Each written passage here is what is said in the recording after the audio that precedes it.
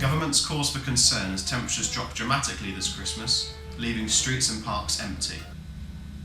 The credit crunch hasn't seemed to have affected shoppers during the sales, but will this have damaging consequences to retailers? Finally, a family's tragedy as yet another teenager has been murdered.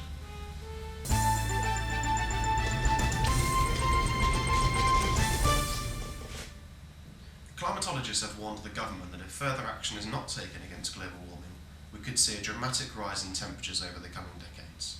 However, with temperatures this winter still below freezing, should the government and public be worried? Wildlife are doing their best to escape the freezing temperatures, as well as us who are spending more time indoors rather than venturing outside. Clive Thompson reports. Be prepared to brace yourself as the start of the new year is set to be one of the coldest yet for many years.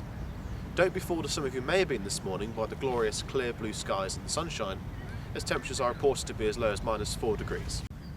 The temperature has also affected the wildlife here at Woodford Park. With the birds having flown south this winter, this is leaving ponds frozen over and empty.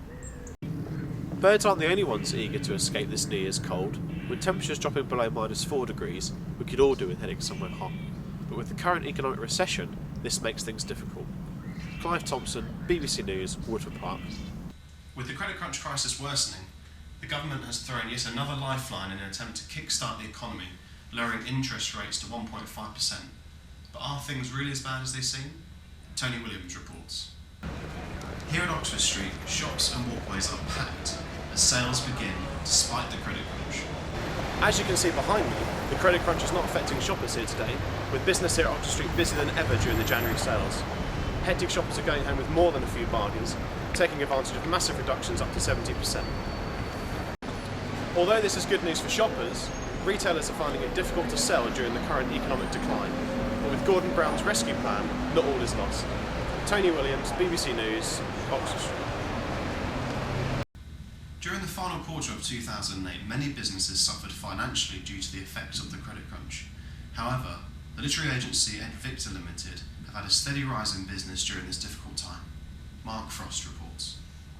As you can see, Ed Victor Limited do not seem to have been affected by the credit crunch, judging by their luxury working environment. We're a small literary agency. The credit crunch hasn't really affected our business as of yet. We have clients who are in the media now, people like Nigella Lawson, Michael Portillo, Andrew Marr, and people want to read about them and buy their books.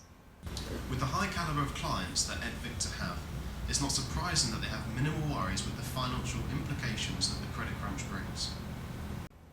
We are fortunate not to have been hit by the credit crunch at all. There are companies such as Woolworths who have just completely shut down their doors. Our business is dependent on our clients, who are in fact flourishing, if anything.